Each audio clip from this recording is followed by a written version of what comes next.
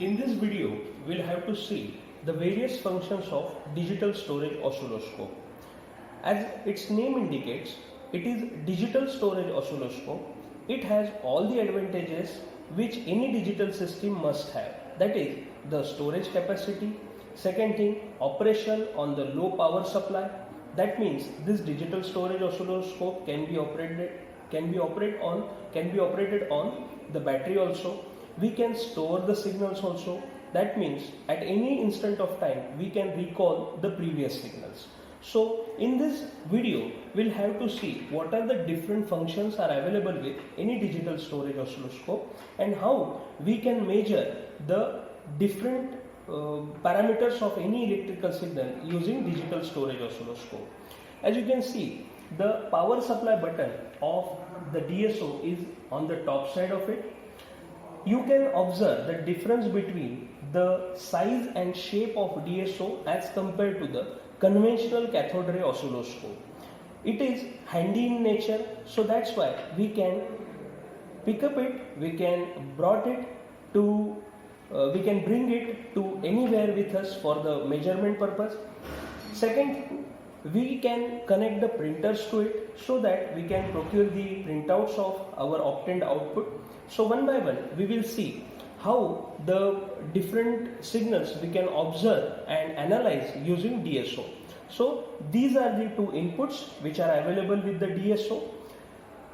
Suppose here the channel 1 is indicated by the red color signal and channel 2, that is the input from second function generator, has indicated by the yellow signal.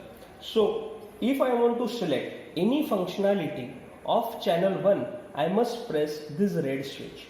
After pressing this switch, just see the menu has appeared at the right side of the display.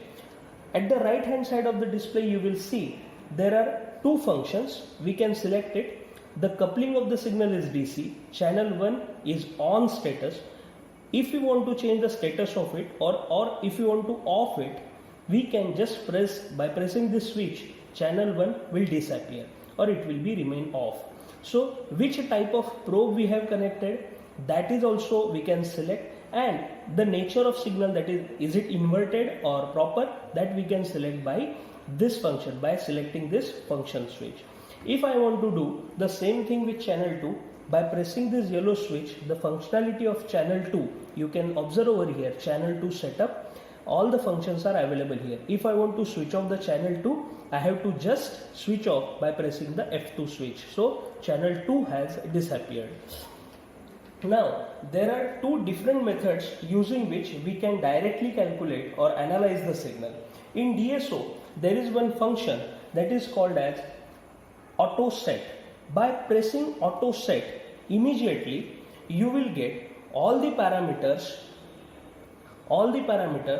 of any signal of channel 1 and channel 2 directly in a calculated form. For example, here you can see source, that both the inputs are applied. Then channel 1 has the amplitude of 1.60 peak to peak voltage. So we will verify it by checking the applied input from the function generator. So I'll just select the amplitude norm of my function generator. So here you can see the applied amplitude of the first source is 1.60.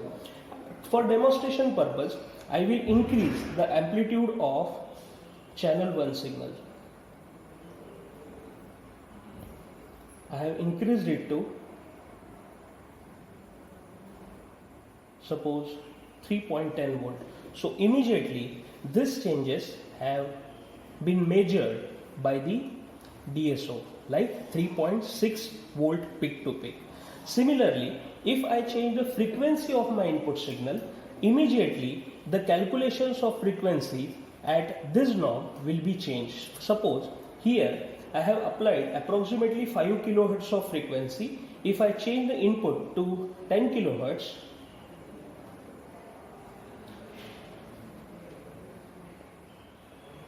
if I change the input at 10 kHz, you can see here the frequency of channel 1 had changed to 10 kHz. So here in this method that is auto scale method, your DSO has given me the readings automatically, and we need not to make the calculations as we were making by using the conventional CRO.